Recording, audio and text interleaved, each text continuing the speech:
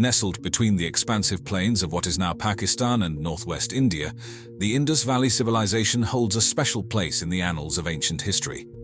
Flourishing around 2500 BCE, it was a society marked by its unique culture, sophisticated urban planning, and technological prowess.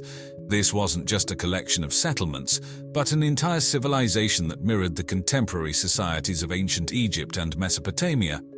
One of the most notable aspects of the Indus Valley society was its urbanization. Cities like Mohenjo-Daro and Harappa weren't mere villages but bustling urban centers.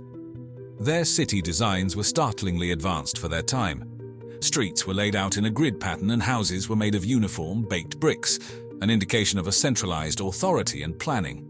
The drainage systems in these cities were so efficient that they can give our modern sewer systems a run for their money. These weren't primitive people, but a society that valued hygiene, organization, and forward thinking. Yet, what stands out even more than their advancements is the script they left behind. This script, undeciphered to this day, offers a tantalizing puzzle for historians and linguists. Thousands of seals have been discovered adorned with this unique script. It is a testament to a rich language, a window into their thoughts, beliefs, and values. But until we can crack the code, much of their daily life and philosophies remain an enigma. Despite their sophistication, the Indus Valley civilization began to decline around 1900 BCE. This wasn't a slow descent, but a rather rapid dwindling, leading historians and archaeologists on a quest to find out why. Some theories suggest a massive tectonic event altered the course of their life-giving rivers. The once fertile plains may have become arid, making agriculture, which was the backbone of their society, increasingly difficult. This environmental challenge could have spurred mass migrations to more fertile areas, leading to a rapid depopulation of the urban centers, yet nature might not be the sole culprit. Another theory is that of external invasions. Some historians suggest that a new wave of immigrants, possibly the Aryans, came into the region, leading to cultural and societal shifts. While there isn't conclusive evidence to fully back this theory, it remains a possibility. In the end, the downfall of the Indus Valley civilization is a mosaic of factors, a confluence of environmental challenges, potential external threats, and perhaps even internal strife. Their decline serves as a haunting reminder that even the most advanced and sophisticated societies can be vulnerable to a combination of challenges. The remnants of their cities, artifacts, and the undeciphered script they left behind are silent witnesses to a past that was both glorious and, ultimately, ephemeral. The Mediterranean Sea, with its azure waters and sun-kissed shores, has been a cradle for many ancient civilizations, but few are as enigmatic and captivating as the Minoans of Crete. Dating back to roughly 3000 BCE, the Minoans are often considered Europe's first advanced civilization, and their influence is visible in various facets of history. Crete, a rugged island south of Greece, became the epicenter of Minoan culture. The civilization is named after the legendary King Minos, a figure intricately connected with the myth of the Minotaur and the Labyrinth. It's a tale of intrigue, where a fearsome beast roamed within an intricate maze, demanding annual sacrifices, until the hero, Theseus, with the help of Minos's daughter Ariadne, ventured in to end its reign of terror. While this is steeped in mythology, it speaks to the rich tapestry of stories and beliefs that emanated from this ancient society. Architecturally, the Minoans were masters. The palace complexes, most notably the one at Knossos, were sprawling and labyrinthine, perhaps inspiring the myths themselves. These weren't just royal residences, but centers of administrative, religious, and economic activity. Their vibrant frescoes, found within these palaces, provide a colorful insight into Minoan life. Scenes of ritualistic ceremonies, marine life, and even sports like bull leaping bring the Minoans' world to life, showcasing a society deeply connected to both the sea and their spiritual beliefs. Trade was the lifeblood of the Minoan civilization. Their strategic location in the Mediterranean made them a pivotal maritime power. Artifacts from Egypt, the Levant, and even Mesopotamia have been unearthed in Crete, while Minoan pottery has been discovered as far afield as Turkey, Israel, and even Egypt. This extensive network not only brought in goods but also facilitated a cultural exchange that enriched the Minoan way of life. But, as with many ancient societies, the Minoans faced their twilight. Around 1450 BCE, their dominance began to wane. But what led to their decline? Natural disasters play a lead role in theories about their downfall. The eruption of the Thera volcano, one of the most powerful in human history, is believed to have had catastrophic effects on Crete. The ensuing tsunami and ash fallout would have decimated crops, disrupted trade, and caused widespread chaos. Yet, Mother Nature might not be the sole reason. The emergence of the Mycenaeans from mainland Greece posed a significant challenge. As they expanded their influence, the balance of power shifted. There's evidence to suggest the Mycenaeans took over many Minoan centers, either through conquest or assimilation. Despite their decline, the Minoans left an indelible mark on history. Their art, architecture, and myths have been sources of fascination and inspiration for millennia. As we wander through the remnants of their palaces or lose ourselves in their tales, we're reminded of the transient nature of civilizations and the lasting legacies they can leave behind. In the high deserts of the American Southwest, amidst the rugged terrains of modern-day Colorado, Utah, Arizona, and New Mexico, echoes of an ancient culture linger. Here, tucked into the mesas, cliffs, and canyons, we find remnants of a civilization that once thrived but then mysteriously receded, the ancestral puebloans. Often recognized by their earlier designation, the Anasazi, the ancestral puebloans were a complex society that flourished from roughly AD 100 to 1600. This time frame, while broad, encompasses a rich tapestry of development, innovation, and adaptation to the challenging desert environment. One of the most distinctive architectural achievements of the ancestral puebloans was their cliff dwellings. These structures, like those found in Mesa Verde National Park, are intricate communities carved into the alcoves of towering sandstone cliffs. Crafted with precision, these dwellings provided protection from the elements and potential adversaries. Complementing these cliff homes were ceremonial chambers known as kivas, subterranean spaces where religious rites and social gatherings took place, emphasizing the spiritual dimension of their lives. Beyond their iconic cliff homes, the ancestral puebloans demonstrated a sophisticated understanding of agriculture. Despite the arid climate, they developed farming techniques that harnessed every drop of precious water. Terraced gardens, check dams, and irrigation systems allowed them to cultivate maize, beans, and squash, a trio often referred to as the Three Sisters, which became the staple of their diet. Artistically, they were no less accomplished. Their pottery, characterized by intricate black and white designs, wasn't just functional but symbolically significant, often carrying motifs related to their myths and cosmology. Petroglyphs and pictographs, images carved or painted onto stone surfaces, also bear testament to their rich cultural narrative, weaving stories of their beliefs, daily life, and the world around them. However, around the end of the 13th century, something shifted. The once bustling cliff dwellings and mesa-top villages began to show signs of rapid abandonment. Scholars and archaeologists have long pondered this exodus. While no single reason can be pinpointed, a combination of prolonged drought, resource depletion, social upheaval, and possible external threats might have compelled them to seek greener pastures. As they migrated, they didn't vanish into the annals of history, but rather evolved, giving rise to the modern Pueblo cultures we recognize today. Their descendants, the Hopi, Zuni, and Rio Grande Pueblo people, continue to honor the legacy of the ancestral Puebloans, maintaining many of their traditions, rituals, and the spirit of resilience that once echoed through the mesas and canyons of the Southwest. Nestled in the heart of Southeast Asia, spanning across modern-day Cambodia and parts of Vietnam, Laos, and Thailand, lies the footprint of one of history's most remarkable empires, the Khmer Empire. This civilization, flourishing between the 9th and 15th centuries, is often overshadowed by its contemporaries, yet its contributions to art, architecture, and culture resonate powerfully even today. The dawn of the Khmer Empire can be traced back to the reign of Jayavarman II in the late 9th century. Establishing his capital at Hariharalaya, near the modern town of Roluos, Jayavarman II laid the foundation for an empire that would dominate the region for over 600 years.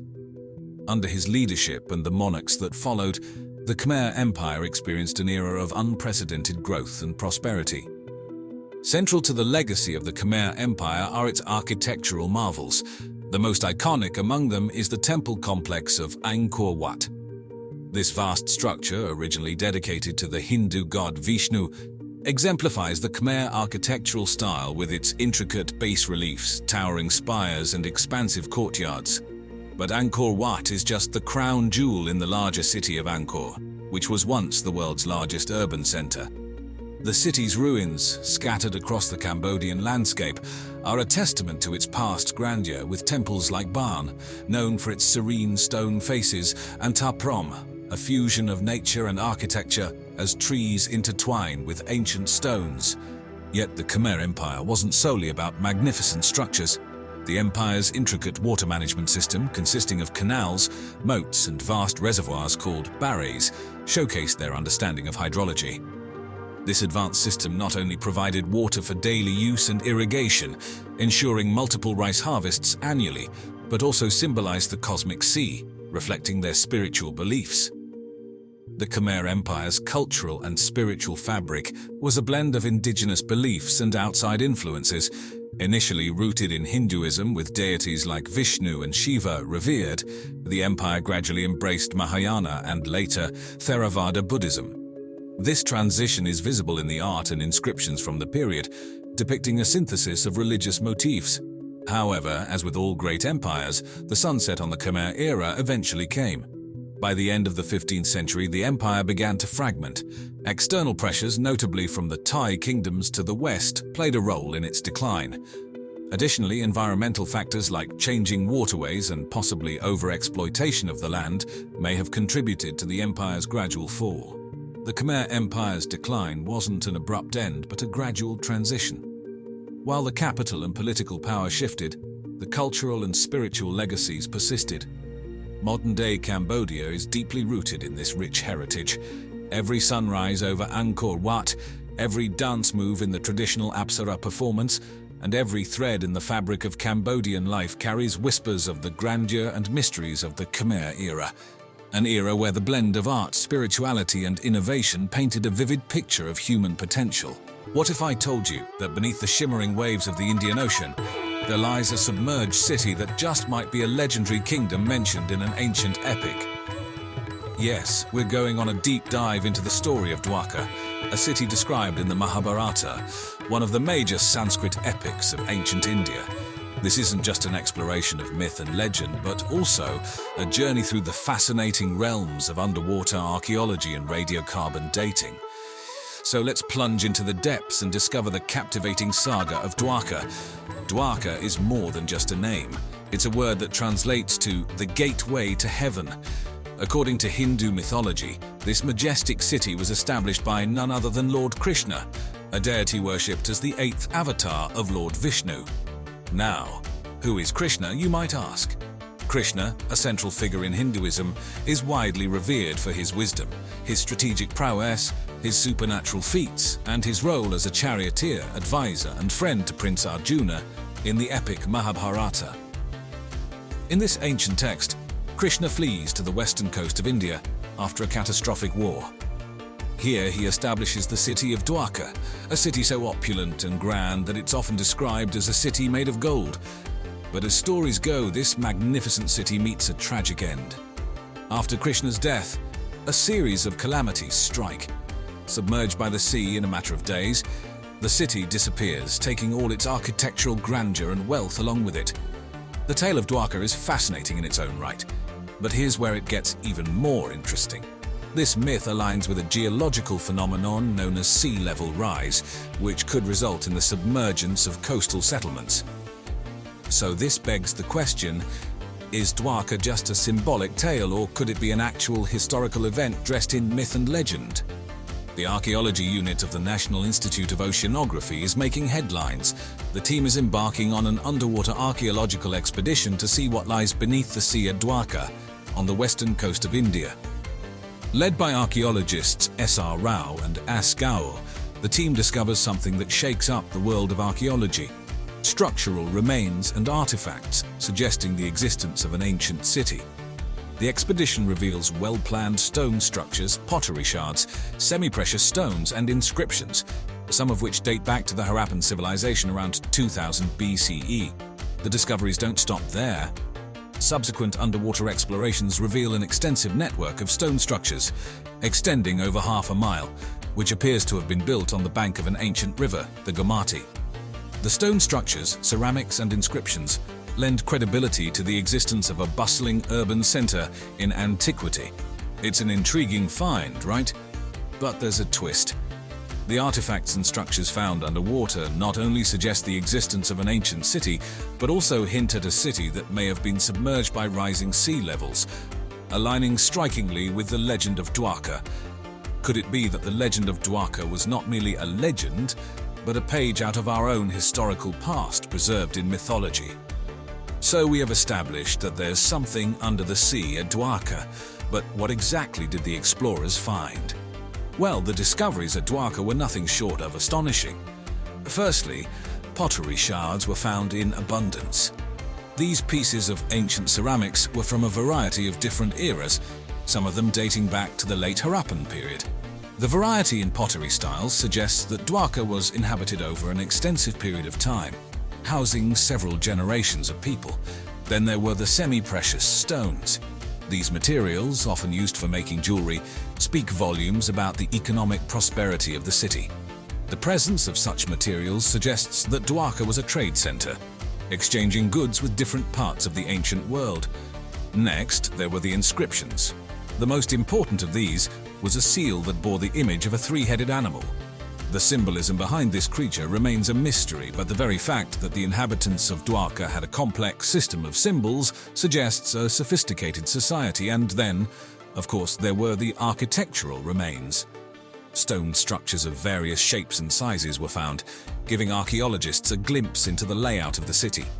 Among these structures, a series of circular fort-like constructions, believed to be part of the city's defense system, were particularly remarkable. Taken together, these discoveries form a remarkable narrative of an ancient city that was, in its time, a hub of civilization and commerce.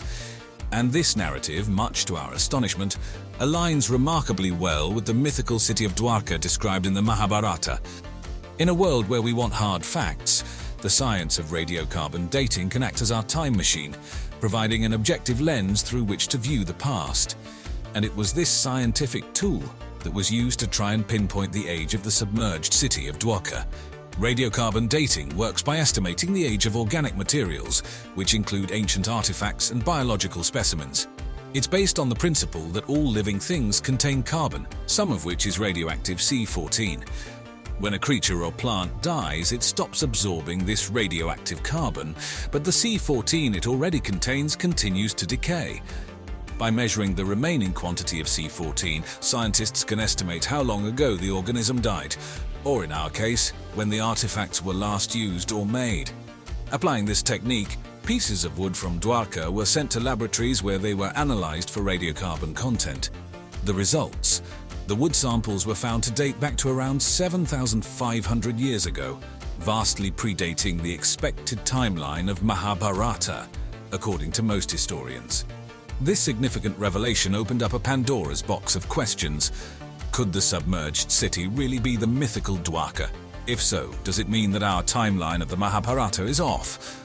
Or does it suggest that the city was inhabited long before Krishna supposedly ruled there, and the epic merely borrowed the location's rich history? The radiocarbon dating results were a fascinating discovery, adding a new layer of complexity to the mystery of Dwarka.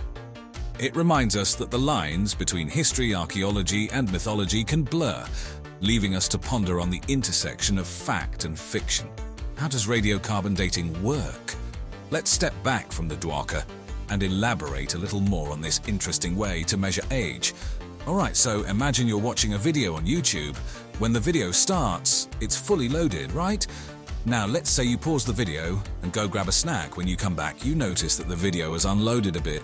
It's been buffering and you can't play it right away. That's a bit like how radiocarbon dating works. But instead of a video, we're talking about a kind of stuff called carbon-14. You see, everything that was once alive, like a tree, a dinosaur, or a woolly mammoth, absorbed a type of carbon called carbon-14 when they were living. Once they die, they stop taking in new carbon-14. But here's the cool part. Carbon-14 is a little bit like a slowly buffering YouTube video. Over time, it changes or decays into another kind of stuff called nitrogen-14. Scientists call the time it takes for half of the carbon-14 to change into nitrogen-14 its half-life. Kind of like if half your video had to buffer before you could watch it. For carbon-14, this half-life is about 5,730 years. Now let's say we find a really old piece of wood and we want to know when the tree it came from stopped living. We can't ask the tree, obviously, but we can use a special tool to measure how much carbon-14 is still in the wood compared to how much carbon-12, a type of carbon that doesn't change over time, is in it. If there's a lot of carbon-14 left, the tree probably hasn't been dead very long, but if there's only a little carbon-14 left, that means the tree has been dead for a very long time, and that's pretty much how radiocarbon dating works. Scientists use this method to tell how old things are that used to be alive, from ancient wooden tools to prehistoric animal bones. It's like a time machine that helps us uncover the secrets of the past. The discussion surrounding the ancient city of Dwarka isn't without its skeptics. These are the people who question the conclusions that have been drawn from the archaeological evidence, and their doubts are an important part of the scientific process. One of the main areas of skepticism revolves around the age of the underwater city. Critics point out that while certain samples tested using radiocarbon dating suggest an older date, this doesn't necessarily confirm that the city itself is of the same age. In other words, older organic material could have been incorporated into a younger settlement. Skeptics also point to the complexity and size of the structures that have been found underwater. They argue that these structures are far more sophisticated than what is typically associated with other sites from the same period. Some even suggest that the underwater ruins could be the remnants of a much more recent settlement, potentially even dating to medieval times. Then there's the question of the city's connection to the ancient epic, the Mahabharata. Skeptics argue that just because a city is found where the mythical Dwarka is said to have been, doesn't mean it's the same city. After all, there could have been multiple settlements in the area over the thousands of years of human history. Finally, skeptics argue that more research needs to be done. The underwater site is extensive, and only a small portion has been thoroughly investigated. Until more of the city is explored and more artifacts are found and tested, skeptics caution against drawing firm conclusions about the site's age and cultural significance. But where does that leave us? A submerged city, radiocarbon dates that point to immense antiquity, and a saga that may or may not be the echoes of a distant past. The quest for understanding Dwarka is a testament to the human spirit's insatiable curiosity, bridging the gap between myth and science. So the next time you gaze at the vast expanse of the ocean, remember that beneath its surface may lie stories waiting to be discovered. But as always, the journey towards knowledge is as fascinating as the destination itself. The archaeologists and the prehistorians, people are looking at that, have failed to take into account the severity of these events we're talking about. You don't realize the extent of the total remodeling of this planetary surface that took place. Because the question always is, where are the artifacts? Where's the pottery? Where is the evidence that this civilization existed? Randall Carlson's theory about advanced ancient civilizations is truly fascinating, and a bit of a departure from what we usually hear in mainstream archaeology. He's suggesting that highly sophisticated societies might have existed tens of thousands of years ago, way before the traditional cradles of civilization like Mesopotamia, Egypt, the Indus Valley and China came into the picture. Imagine civilizations thriving before or even during the last ice age, which wrapped up around 11,700 years ago. That idea alone pushes back the conventional timeline of human development by several thousand years. Now, when you look at the evidence Carlson brings to the table, it's primarily centered around those massive and mystifying megalithic structures scattered across the globe. Take the pyramids of Giza, for example. Their alignment with the stars of Orion's belt and the precision of their construction is just mind-blowing. Or Stonehenge with its solstitial alignment standing there on the Salisbury Plain. Two of these shafts go all the way through the body of the pyramid and exit on the outside and actually point at particularly significant stars. These structures suggest that the people who built them had a far more advanced understanding of astronomy than we usually give them credit for. Carlson dives into the engineering and architectural skills of these ancient builders. He talks about how they constructed these massive stone structures, some involving stones weighing several tons. Just think about the logistics of transporting and precisely placing these enormous stones over great distances. It indicates a level of engineering know-how and physical physics that seems way ahead of their time. Now moving on. Randall Carlson's theory about ancient civilizations is absolutely something different, isn't it? He really makes you think about the roots of our history in a new way. Just consider the megalithic structures scattered all over the world.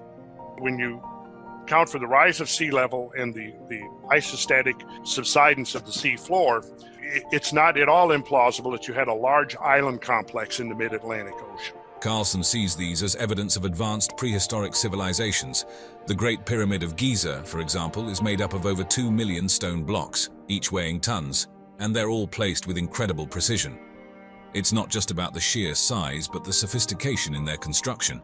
And it's not just in one place. These megalithic structures are everywhere, from the stone circles in Europe to the pyramids in Egypt and Mesoamerica. Carlson points out that the similarities in construction techniques and astronomical alignments across different cultures hint at a possibly shared or globally distributed source of knowledge. It's like these ancient builders were all tapping into the same advanced understanding, which is pretty mind-blowing to think about. Now, where it gets even more intriguing, is how Carlson links the disappearance of this advanced knowledge to catastrophic events. He often refers to the Younger Dryas impact hypothesis, suggesting that a comet impact might have triggered drastic climatic changes at the end of the Ice Age. You may have periods of time where you have multiple impacts occurring over a short period of time associated with the destruction and disintegration of large comets. Imagine massive flooding, climate shifts, and entire civilizations collapsing. It's like something out of a movie, but Carlson suggests it could be what wiped out these advanced societies and their knowledge. But here's the thing. He thinks this lost knowledge didn't just vanish. According to Carlson, it lived on in myths, legends, and religious texts, which he sees not just as stories but as historical records. Take the flood myths, for example, like Noah's Ark or the Epic of Gilgamesh. Carlson sees these as allegorical references to actual historical events, like massive post-glacial flooding. He believes that remnants of knowledge from these advanced civilizations were passed down through generations, albeit in a fragmented and symbolically encoded way.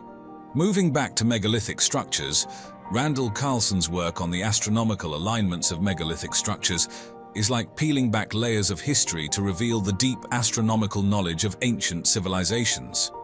Take the megalithic temples of Malta, Hagar Kim, and Manajdra, for instance. These structures aren't just old, they're among the oldest freestanding structures in the world, dating back to around 3,200 BC. What's really remarkable about them is how they demonstrate an intricate understanding of celestial movements, particularly the solar cycle. When you look at these temples, especially during the equinoxes, it's like watching a celestial dance choreographed by ancient architects. At Manajdra on the equinoxes, the sunlight filters through a specific aperture, illuminating an inner stone slab. It's this incredible precision that highlights how the builders weren't just stacking stones, they were aligning them with celestial events, marking the change of seasons with architectural precision. But it's not just about alignments. The architectural design itself is a marvel. Some reference to such an event can be traced in many of the legends and myths surrounding these stars that have come down to us from nations far removed from each other. The layout of the temples seems carefully planned to align with the sun's position at significant times of the year. For example, the main axis of Hagar Chim is almost perfectly oriented to where the sun rises during the solstices. It shows a level of planning and understanding of the sun's movements. And then there's the construction itself. We're talking about huge megaliths, each weighing several tons, placed with such accuracy that they align with celestial events. It wasn't just a matter of brute force, it required sophisticated knowledge of astronomy and construction techniques. Plus, they used local limestone, which is abundant in Malta. The complexity of these temples goes beyond just their size or the weight of the stones. They have multiple apses, altars, and intricate carvings, all forming part of a complex architectural design. The series of semicircular chambers connected by a central corridor, and their alignment with specific astronomical events. The pyramids of Giza, especially the Great Pyramid, The precision with which these pyramids align to the cardinal points of the compass is just mind-boggling. Think about it. The Great Pyramid, built for Pharaoh Khufu around 2580–2560 BC, is aligned almost perfectly north, south, east, and west. The northern side aligns to within a fraction of a degree of true north. Considering the era it was built in, that's an incredible feat of geometry and astronomy. The construction techniques themselves are a mystery. The ancient Egyptians might have used stars or the sun's path to find true north, which implies they had advanced surveying techniques and a deep understanding of angles and straight lines. It's impressive when you consider the tools and technology available at the time. Then there's the fascinating Orion correlation theory. This theory suggests that the layout of the three main pyramids at Giza mirrors the stars in Orion's belt. Proponents like Robert Bauval believe this alignment was intentional, reflecting a belief in the connection between the heavens and the afterlife. They speak of these two regions of the sky, the southern sky with the stars of Orion, and can we move one slide up? Here's a nice view of them. They're pristine, by the way. It's really eerie how they carve those texts by hand, and some of the details is extraordinary. With Orion associated with Osiris, the god of rebirth and the afterlife, the pyramids in this view were not just tombs but also celestial maps and gateways for the pharaoh's soul to the afterlife. The smallest pyramid, Menkaura's pyramid, is slightly offset, mirroring the offset of the smallest star, Mintaka, in Orion's belt, which adds another layer of intrigue to this theory. The design of the pyramids also incorporates alignments with the sun and specific stars and constellations. For example, certain shafts within the Great Pyramid align with particular stars. These could have been more than architectural features. They might have held spiritual significance, possibly serving as pathways for the pharaoh's soul to the stars. Also, on specific days of the year, the sun sets between the pyramids, creating a visual spectacle likely significant in ancient Egyptian ceremonies. Now one of the most known megalithic structures. Would it be fair to say that there's an element of a rediscovery of a Yes. lost technology from the past? I think it would be fair to say that, yes. Stonehenge, out there on the Salisbury Plain in Wiltshire, England. What's particularly fascinating about Stonehenge is its astronomical alignment and how it was constructed. The way it lines up with the summer solstice is probably what it's most famous for. On the longest day of the year, the sun rises right over the heel stone, which is set just outside the main stone circle. As the sun comes up, its rays shoot straight through the entrance and light up the center of the circle. Stonehenge also aligns with the winter solstice and possibly other celestial events. During the winter solstice, the sunset is framed by those massive stone trilithons, and some experts think it might even line up with lunar phenomena, which just adds another layer to how the builders understood both the sun and the moon's movements. When you think about how Stonehenge was built, it's even more mind-blowing. The final form was completed around 2500 BC, but it was built in phases over about 1,500 years. The main part of the monument is made up of these huge sarsen stones arranged in a circle, and there are smaller blue stones that were brought over from Wales. That's over 150 miles away. And then there's the layout of the stones. They're set up in this specific geometric pattern with an outer circle, an inner horseshoe arrangement, and those trilithon structures. The precision in the layout and how the stones are oriented show a really deep understanding of geometry and astronomy. It's not just a bunch of rocks placed randomly.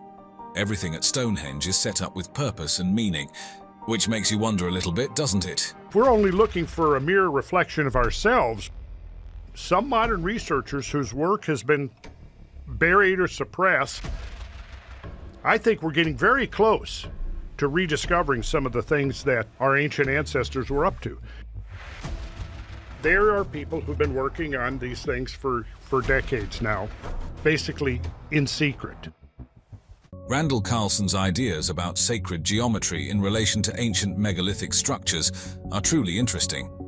He delves deep into the idea that ancient civilizations had a profound understanding of geometric principles and deliberately incorporated these into their monuments. It's a mix of mathematics and archaeology. Let's start with the basics of sacred geometry. This concept revolves around using key geometric shapes like circles, squares, triangles, and hexagons believed to have mystical significance. Think about a circle representing unity or infinity, and a square symbolizing stability. It's about finding deeper meaning in these fundamental shapes. In the golden section, or the divine proportion, we're looking for that one magic point where the ratio of the small section is to the large section exactly as the large section is to the whole line. Then there's the golden ratio, phi. This specific ratio pops up everywhere in nature and art, and it's almost like a mathematical fingerprint of the universe. Carlson points out that many megalithic structures seem to follow this golden ratio in their design, which is pretty mind-blowing if you think about it. And we can't forget the Fibonacci sequence, that series where each number is the sum of the two before it. This sequence is found in the natural world, like in the spirals of seashells and even galaxies. Carlson suggests that this pattern of growth and expansion is reflected in the design of ancient structures. Fractals are another piece of the puzzle. These are patterns that repeat at different scales and are found in natural phenomena like coastlines and trees. The idea that ancient builders used fractals in their structures implies a deep understanding of the universe's interconnectedness. When you actually have that mindset that you're creating something that is unique and something that resonates with higher principles. Carlson also talks about mandalas and labyrinths. Mandalas, with their intricate geometric patterns, are used in Hinduism and Buddhism to represent the cosmos. Labyrinths have been used in various cultures for spiritual and meditative purposes. According to Carlson, places like the Nazca lines in Peru might have mandala-like designs intended for ritual use. Then there's the significance of sacred numbers, like 3, 7, and 12, which have symbolic meanings in many traditions. He argues that these numbers were intentionally used in the construction of megalithic sites, reflecting the spiritual beliefs of those who built them. One of the most intriguing aspects of sacred geometry is the alignment with celestial bodies and events. Carlson contends that these ancient structures were not just randomly placed, they were aligned with astronomical phenomena like solstices, equinoxes, and the movements of stars and planets, forming a kind of cosmic geometry. Geometry was so intrinsic to many systems, both spiritual systems and meditation systems, as well as art and architecture and things like that. Randall Carlson's theories about how ancient civilizations went about quarrying and transporting massive stones are pretty intriguing. He delves into a range of methods that really make you appreciate the ingenuity of these ancient builders. Let's chat about some of these techniques. First off, Carlson talks about the use of stone hammers and chisels. Imagine ancient craftsmen shaping and extracting stones from quarries using tools made from hard stones like granite or diorite. It's a labor-intensive process, but it shows a deep understanding of the materials they were working with. Then there's the whole idea of splitting large stones from bedrock using wedges. Wooden wedges might have been driven into cracks in the rock and then soaked with water. As the wood swelled, it would have exerted force on the rock, causing it to split. It's quite clever when you think about it, using nature's own properties to get the job done. Drilling techniques are another fascinating part of Carlson's theories. He suggests that ancient builders might have used tubular drills with abrasive sand and water to bore holes in tough stones like granite. The level of precision this would require is just astounding. When it comes to extracting bigger blocks, Carlson proposes methods like cave mining or creating underground chambers within the quarry rock. This way, large stone blocks could be accessed and removed while still intact. They're lifting these blocks, again and again it appears in ancient Egyptian traditions. The notion that we could lift huge blocks with sound seems absurd to archaeologists, and yet it's there in the traditions of the Egyptologists. Transporting these massive stones is another hurdle altogether. Carlson suggests wooden sledges as one of the methods. These sledges would help distribute the stone's weight over a larger area, making it easier to move. And imagine using water or wet sand as a lubricant beneath these sledges. It would create a slippery surface, allowing for easier movement of these huge stones. Then there are the cylindrical wooden rollers. By placing these under the stone, builders could roll the stone forward incrementally. It would have been a continuous process, needing a steady supply of rollers. Carlson even touches on the possibility of counterweight systems being used to lift and move these stones vertically. Think about using sandbags or other stones as counterweights on one side of a fulcrum to lift the stone onto sledges or platforms. And of course, there's the topic of ramps. The idea of building spiral or zigzagging ramps to move stones to higher levels at construction sites is another debated method. It would have allowed a gradual elevation of these massive stones to where they were needed. It's fascinating to consider all these methods. They certainly paint a picture of ancient civilizations being far more advanced and innovative in their construction techniques than we often give them credit for. Resonance frequencies. Everything vibrates. Everything vibrates at a frequency, and if you know that frequency, you can control things. And it's all based upon the ancient numbers. Now, Randall Carlson's take on the precision cutting and stone joinery in ancient megalithic structures is really something to marvel at. He really drives home just how skilled these ancient builders must have been. Let's talk about some of the details he highlights. Take the Great Pyramid of Giza, for instance. Carlson often points out the incredible precision in its construction. The outer casing stones, made of Tura limestone, were fitted together with such accuracy that the joints between them were only a few millimeters wide. Imagine how smooth and shiny that surface would have been, gleaming in the sunlight. It's a testament to the incredible craftsmanship of the builders. Now, achieving this kind of precision in cutting stones is no small feat, especially considering the tools available at the time. Carlson suggests that the ancient builders likely used copper chisels for the initial grooves and diorite pounding stones for the finer finishing. This combination allowed for the precise shaping of the stones. And then there's the grinding technique, using abrasive materials like sand and water with these tools to achieve the smoothness and precision of those cut surfaces. It's like ancient craftsmanship meeting an almost modern engineering precision.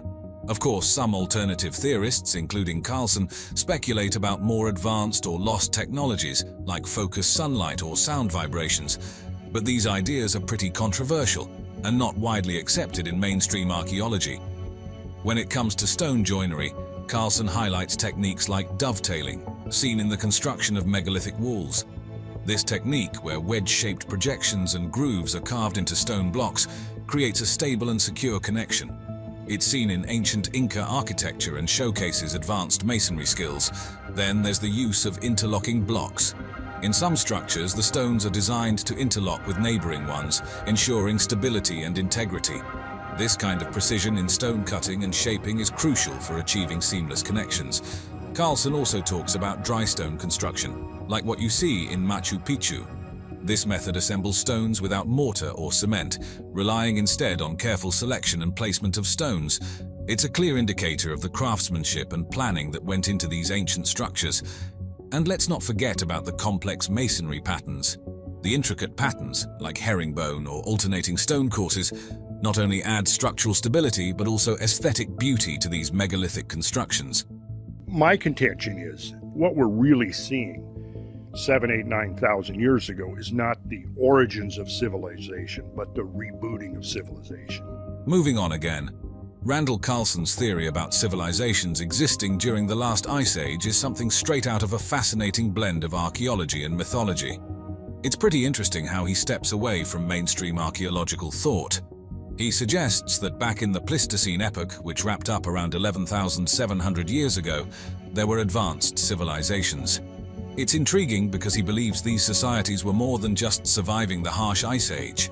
They were actually thriving and developing complex technologies and knowledge systems. Carlson's idea that these ancient civilizations had advanced architectural, astronomical, and mathematical knowledge really makes you think.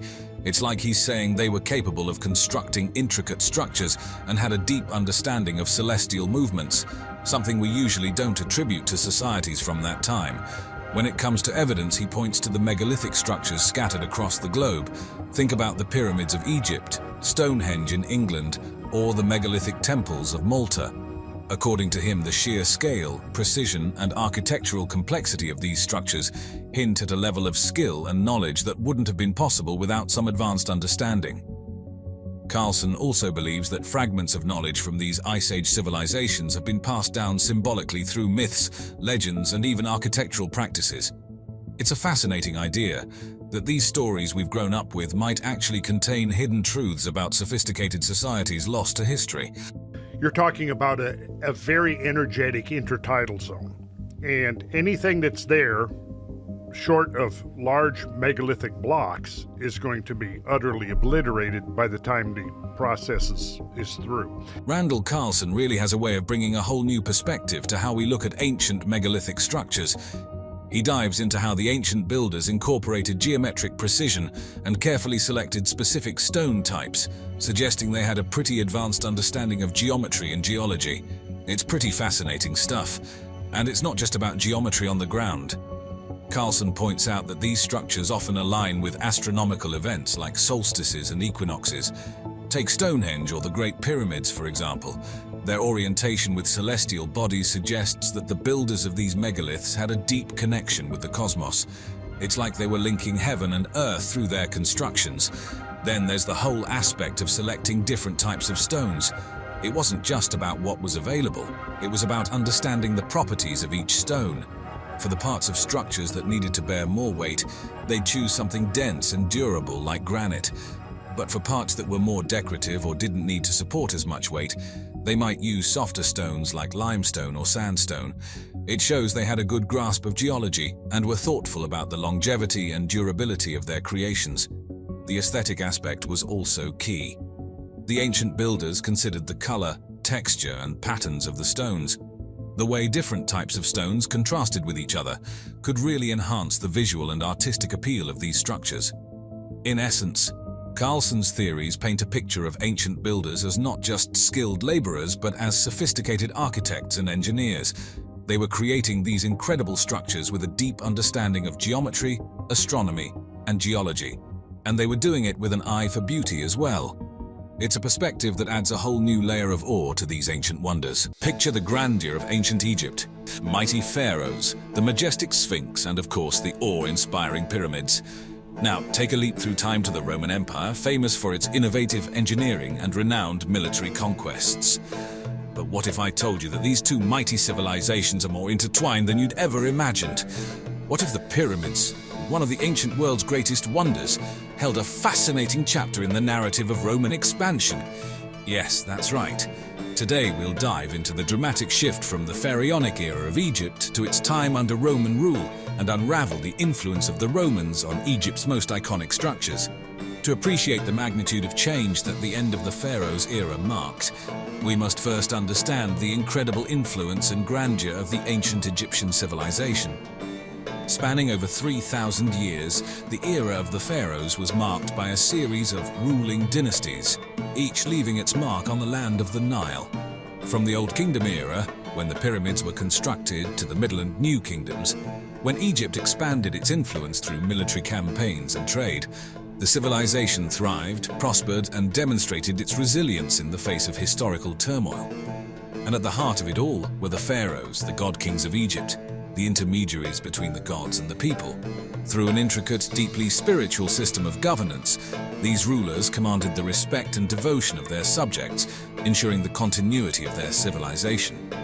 However, the arrival of Alexander the Great in 332 BC marked a significant turning point.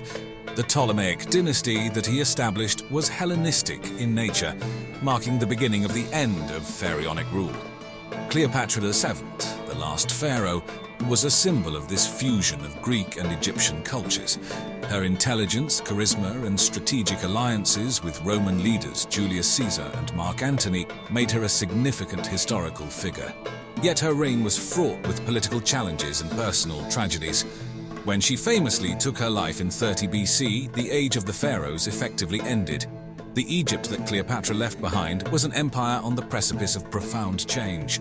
This period marked the end of Egypt's independence and the beginning of a new era under the control of a burgeoning empire. Rome. Now, as we move into the Roman conquest of Egypt, we find ourselves navigating a series of strategic moves and political intrigues. With the death of Cleopatra, the land of the Nile was effectively annexed by Rome and turned into a province under the control of Octavian, who would later be known as Augustus, the first emperor of Rome. But why was Egypt so attractive to the Romans? The reasons were primarily economic and strategic. Egypt was the breadbasket of the Mediterranean. Its fertile lands, nourished by the annual flooding of the Nile, yielded crops that fed the Roman populace and fueled its armies. Plus, it was a gateway to the riches of Africa and the Near East. Roman control of Egypt marked a significant shift in power dynamics, as it was the first time Egypt had been ruled by a foreign power. Yet even as the Romans wielded their influence, they couldn't ignore the deep cultural and religious roots of the Egyptians. They adopted some of the local gods, including Isis and even the tradition of pharaohs to an extent. The Roman emperors, like the pharaohs before them, projected themselves as godlike figures, often adorning themselves in traditional Egyptian garb in statues and reliefs. Still, as they maintained this facade of cultural integration, the Romans also pursued their own interests. One such interest, intriguingly, might have been the mysterious and awe-inspiring structures dotting the Egyptian landscape, the pyramids. So what did it really mean to be Egypt under Roman rule? While there was certainly cultural assimilation as Romans adopted Egyptian gods and traditions, Egypt also became a Roman province. This meant taxation, and Egypt was heavily taxed.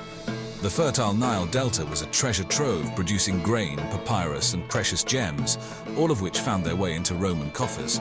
Yet even as the riches of Egypt fueled the Roman Empire, there were also periods of unrest.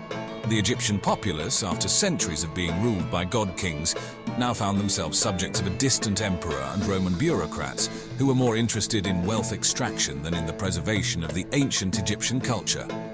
The impact of the Roman rule on the Egyptian landscape was also significant.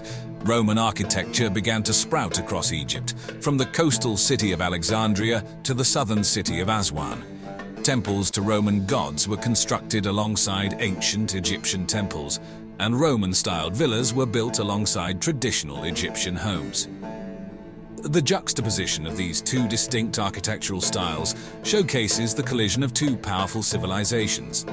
In the midst of this cultural and architectural synthesis, the pyramids stood timeless. What the Romans thought of these ancient structures and how they interacted with them is a question that delves deep into the realm of speculation. A curiosity that tickles our imagination. The pyramids, timeless behemoths of stone, their grandeur a testament to a civilization's past glory. But when the Romans first laid their eyes on them, what did they think? What did they do? We know from various accounts that the Romans, like the Greeks before them, were fascinated by the pyramids. Their size, their age, their engineering, everything about them was a wonder. Some Roman writers, such as Pliny the Elder, wrote extensively about them. Pliny, in his Natural History, called them an idle and foolish exhibition of royal wealth, but his detailed descriptions portray a fascination with their complexity and longevity. But did the Romans ever venture inside? Were they, as some believe, the last people to raid the pyramids for their treasure? Archaeological evidence suggests that by the time the Romans arrived in Egypt, the pyramids had been standing for over 2,000 years. Many of them were already heavily looted, and most of the treasure was long gone. The Great Pyramid itself was sealed, and it is highly unlikely the Romans had the technology to break in without leaving evidence of their intrusion. Yet stories of Roman treasure hunters guided by ancient maps and legends seeking the secrets of the pyramids persist. Could there have been rogue Roman officials or adventurous explorers who attempted to find hidden chambers and undiscovered loot? The notion is romantic, albeit historically tenuous. In truth, the Romans probably treated the pyramids with the same curiosity and awe as we do. They were relics of a bygone era, timeless monuments that represented a civilization that was ancient even in their time. Rather than the ransacking conquerors some may envision, the Romans may have been the first tourists gazing upon the wonders of a fallen empire. The line between treasure hunter and archaeologist can be a blurry one. Did Romans ransack the pyramids in search of hidden wealth, or were they preservationists, attempting to safeguard and understand these impressive structures? Let's dive deeper. We have records of Roman emperors such as Augustus and Hadrian visiting Egypt and expressing a great interest in its antiquities. In fact, many Roman leaders funded expeditions to explore and document Egypt's monuments. They brought back a wealth of knowledge about Egyptian culture, language, and history. So it's clear the Romans held a fascination for Egypt's past, but did this translate into a respect for its physical artifacts? Unfortunately, the answer is not straightforward. While some Roman officials genuinely sought to understand and preserve Egypt's heritage, others saw the ancient monuments as resources to be exploited. For example, there's evidence of stone from the pyramids being quarried for other building projects. The situation gets even murkier when we consider the concept of treasure hunting. The phrase conjures images of rogue explorers plundering tombs and temples for gold and jewels. But in the context of the Roman period, treasure could also refer to knowledge, historical artifacts, or even mystical power. Pyramids with their ancient hidden chambers could hold untold secrets in the Roman imagination. In a strange twist of fate, the Roman obsession with Egypt might have inadvertently led to some preservation.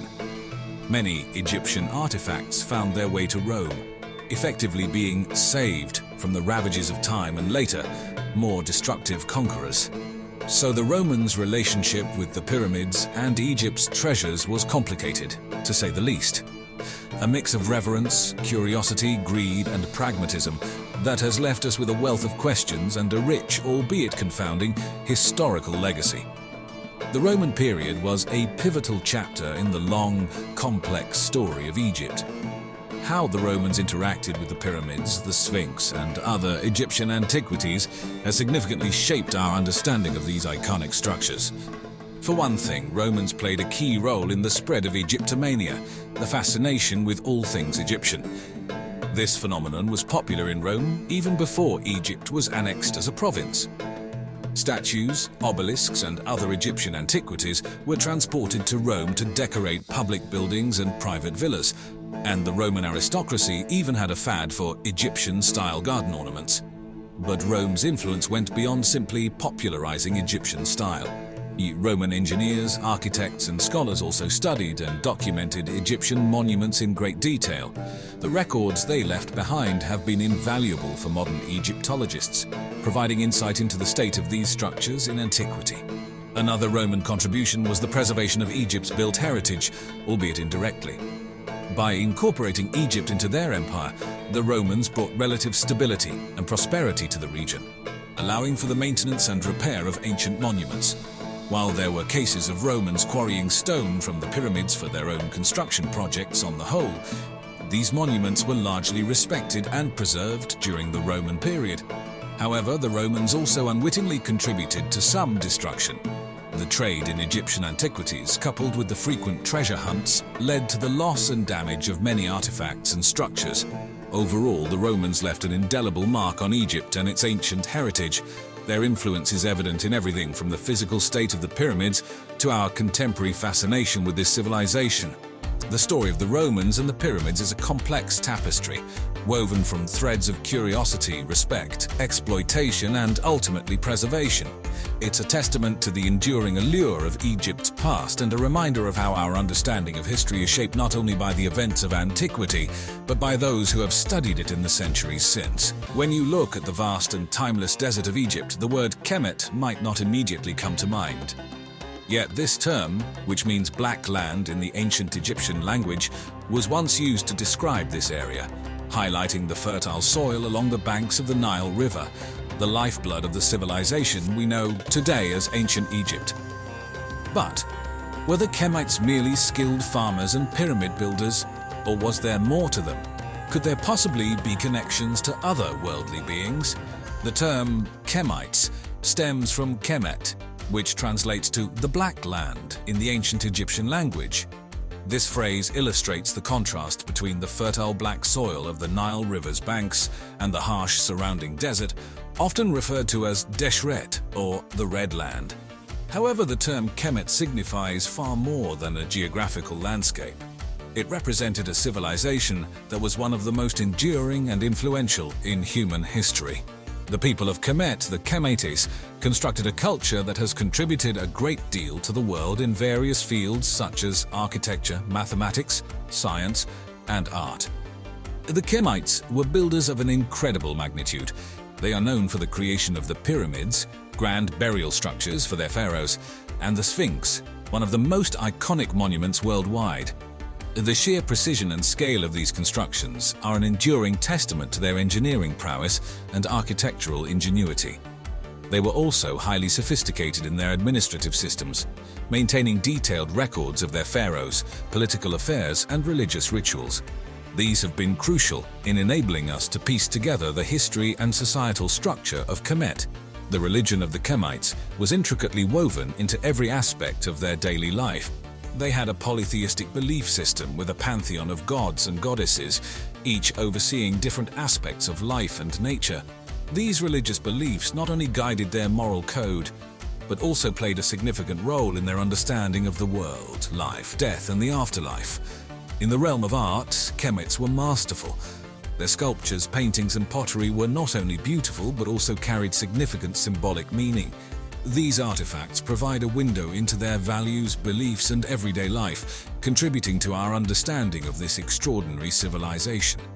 The association between the Kemites and extraterrestrial theories mainly originates from their incredible achievements in construction, astronomy, and science that appear to far surpass what would have been achievable with the technology thought to be available to them. This includes, most notably, the construction of the pyramids of Giza and the Sphinx, which showcase an astounding level of precision and understanding of complex mathematics and engineering. One element of this theory focuses on the construction of the pyramids, specifically the Great Pyramid of Giza.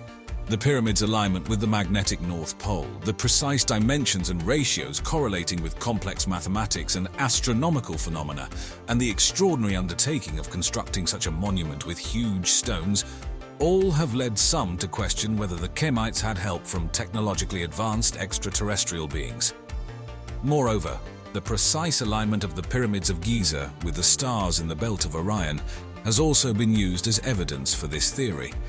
This alignment, along with various other astronomical alignments found in their architecture and art, suggests a deep understanding of the cosmos that seems uncannily advanced for the time. Another aspect of Kemet's civilization that feeds into this theory is their mythology and religious beliefs. Ancient Egyptian hieroglyphs and artwork are full of references to sky gods, powerful beings who descended from the stars, and strange objects seen in the sky. Proponents of the ancient astronaut theory suggest that these are not myths or symbols, but literal depictions of extraterrestrial visitors. It's worth noting, however, that these theories often come under scrutiny. Many scholars argue that these theories underestimate the ingenuity, intelligence, and skills of ancient human civilizations. They point out that with an understanding of simple machines, human labor, and time, the Kemites could have achieved these remarkable constructions on their own. Whether or not the Kemites had extraterrestrial help is a matter of personal belief. What is undeniable is the awe-inspiring and influential legacy that Kemet civilization has left behind. Now, diving into the advanced knowledge of the Kemites. Now, this is where things get really interesting. The civilization of Kemet was notably advanced for its time, with numerous achievements in various fields such as astronomy, mathematics, architecture, and medicine. Firstly, the Kemites were skilled astronomers. Their understanding of celestial bodies was so profound that they were able to develop a calendar that is almost as accurate as the one we use today. Based on the movements of the sun, moon, and stars, they formulated a 365-day calendar divided into 12 months. This marked a significant leap in the understanding of timekeeping. Moreover, they developed complex mathematical concepts, including fractions and geometric principles, which allowed them to create stunning architectural masterpieces such as the pyramids.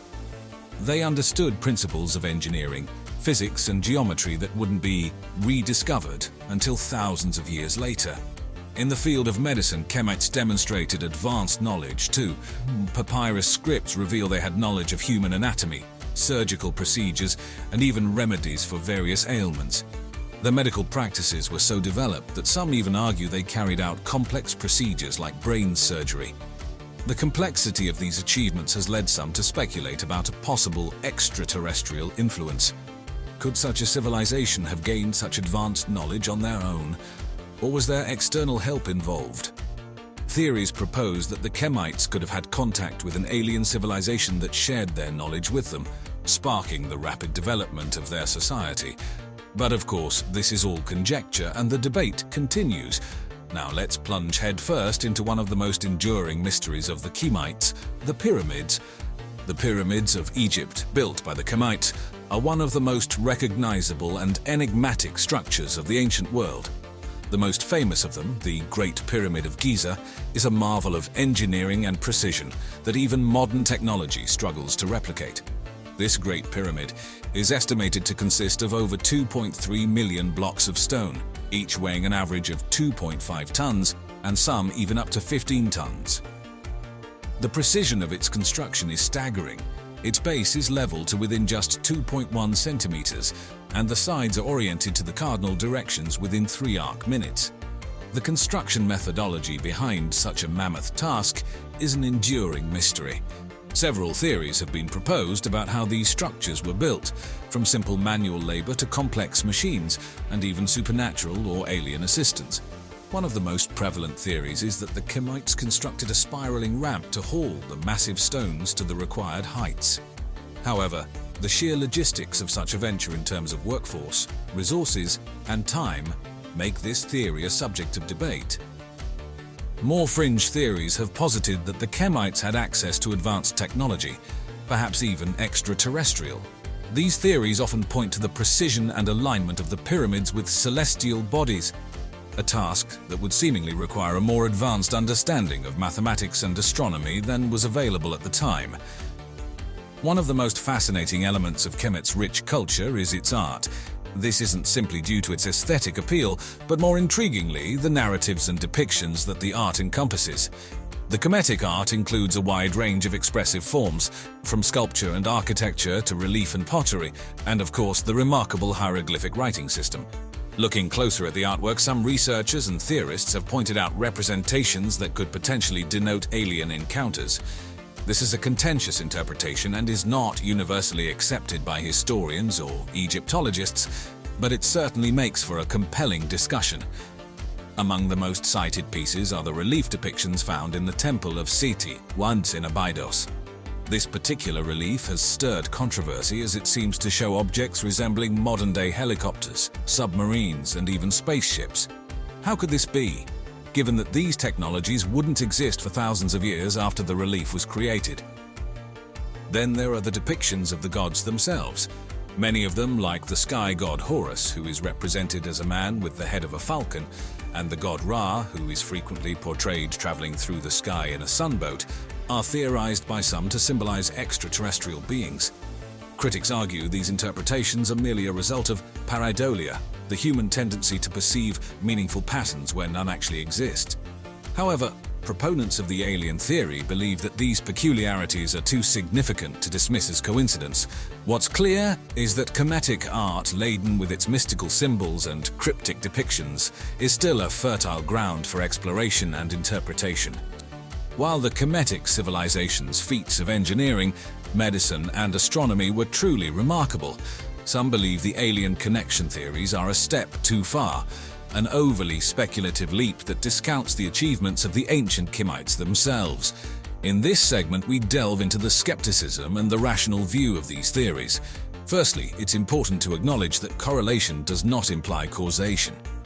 Yes, there are intriguing overlaps between some ancient Egyptian depictions and what we might interpret as UFOs or alien figures today. But this doesn't necessarily mean that aliens were involved. After all, to the untrained eye, a cloud can resemble a dragon or a castle, but this doesn't make it so. Many experts and historians argue that interpreting the gods and hieroglyphs as aliens or UFOs is a form of cultural reductionism, simplifying complex, symbolic artwork into an anachronistic, literal interpretation. Egyptologists point out that hieroglyphs were highly stylized, symbolic, and sacred, often representing ideas or concepts rather than physical entities. The advanced knowledge demonstrated by the Kemites, while certainly impressive, may be more a testament to their sophisticated understanding of mathematics, astronomy, and engineering, rather than alien intervention. Remember, the Kemites were one of the longest-lasting civilizations in human history, giving them ample time to develop and refine their knowledge. Finally, there's the issue of Occam's razor, the principle that the simplest explanation is usually the best one. In this case, the simpler explanation is that the Kemites, through hundreds of years of intellectual pursuit, achieved their advancements on their own. While the idea of ancient alien visitations is an exciting theory, it adds a layer of complexity and speculation that isn't necessarily supported by hard evidence. So were the Kemites, the people of the Black Land, the benefactors of alien knowledge? Or were they simply skilled artisans, scientists and builders who utilized their understanding of the world around them to create one of the most enduring and fascinating civilizations in human history? Like the Sphinx, the answer remains enigmatic, silently gazing out into the sands of time.